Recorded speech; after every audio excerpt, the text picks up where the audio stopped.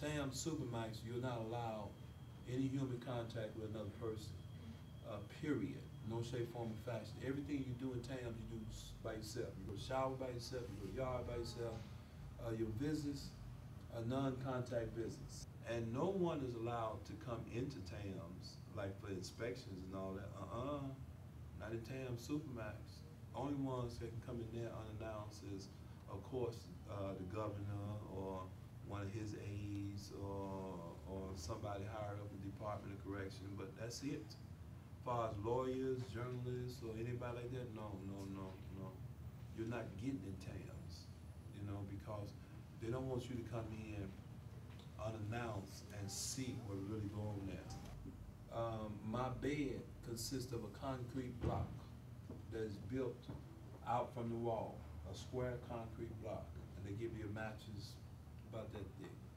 All cell doors, they don't have bars where you can reach through there and grab also. The doors were designed where you could never touch this officer, you could never fully spit on him or anything else. There's like a million little holes in the door all the way down, a million little holes, and you can't even get your thumb through there. All your meals, everything is brought to you in Tamms. You don't go to no chow hall, none of that. They eat breakfast about 4:30 in the morning, lunch about 11:30, dinner about 4 o'clock. All your meals are measured by spoon in each little tray, by spoon. If the police put a tray in my slot and I push it back out there and go on the floor, that constitutes assault. So now they're gonna give me what is called a bread meal.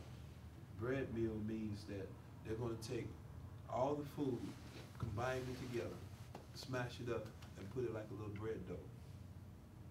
No seasoning or nothing. And you talking about nasty. Good Lord. Your first 6 months in Tamms, you're not allowed to have a TV or radio. So you just in a cell, and you have to occupy yourself, with some kind of entertainment governed by you, because there is no other entertainment. If you don't have a loved one who can afford to buy you a TV or a radio, or you didn't come from another prison with a TV or a radio, Tamms will not give you one. Because if you cuss the officer out, that's a ticket called threats and intimidation. Threats and intimidations will lead to one or two things. Either 6 months restriction or a 1 year restriction. Whichever one they give you, that means that if you got a TV and radio in your cell, they're coming in there and taking it. So for the next 6 months, you don't have no TV or radio. Tamms, most of the time, is filthy. They allow you 2 rolls of toilet paper that you must go from 1 week to the next. If you use them up before that time period's up, too bad. You gotta make do with whatever. You're only allowed to spend a total of $30 a month in commissary, and that includes your cosmetics. So it's one good thing, there's a few good things about Tamms. One, you learn how to budget your money. Two, if you were a smoker, you're no longer a smoker. I started doing things that I needed to do, such as work out. It was, when I first went to Tamms, I was so lazy. I couldn't give you 25 straight push-ups because I was just that lazy from being in the other maximum security penitentiaries, eating good, doing basically nothing. But Tamms will make you do one or two things: either get in shape or you'll get seriously out of shape. Now, I was born and raised in Chicago, but being down in Southern Illinois in Tamms, I've seen some spiders down there that scare you to death. And then they got these other kind of bugs, some black bugs that, you see some in a horror movie or something. Thousands of little black bugs, come in, you're trying to kill these son of a gun, they act like they almost die. Sick call, if I get sick, I have to put in a sick call slip. It takes them 3 days before a nurse will come around and ask me what my problem is. After I tell the nurse what my problem is, she'll decide whether or not to relay that to the doctor. If she relays that to the doctor, it may take another 2 or 3 days before the doctor will put me on the sick call list. So it doesn't pay to get sick. I have seen one of my partners die in Tamms because he had a heart attack on the yard. And the policy there is that officers will not come in. They will not come in. If you're on the yard, officers are not coming in. They got a special unit they call the Orange Crush. They're the only ones that can come in like that when you're not handcuffed. It's their job to do that. It takes time for them to suit up in their orange suits and all their combat gear and all that, so you can be dead by the time they get there. Tamms is designed to break you mentally, physically, and spiritually. And there are some that's still down there now.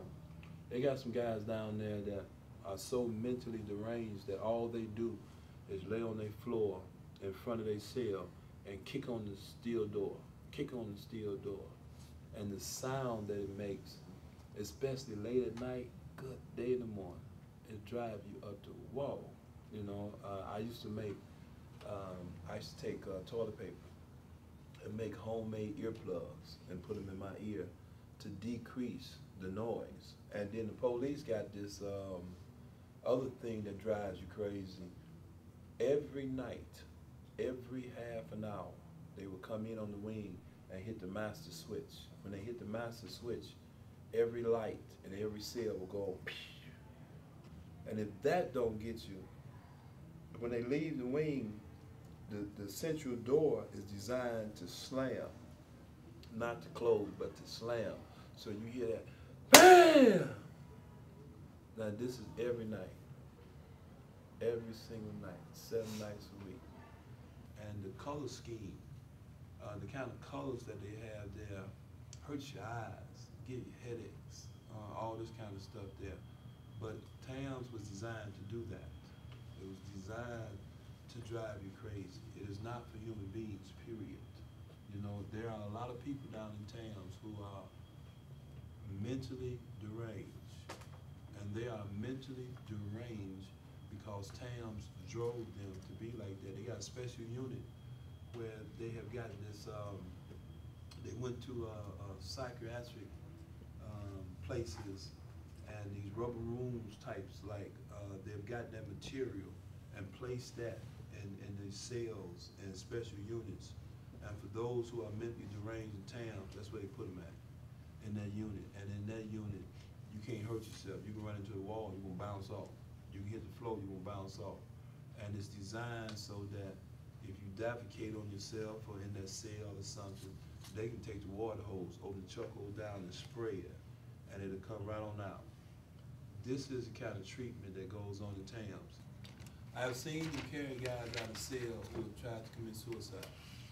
Some tried to hang themselves, some tried to split their wrists open, anything to get out that cell, because if you're not strong, being in that cell every single day like this is going to get to you, you know, because there's nothing to do, no scenery, no nothing. And after a while, you just get used to it, you know, if you can. You know, some can't. You know, some needs to make noise.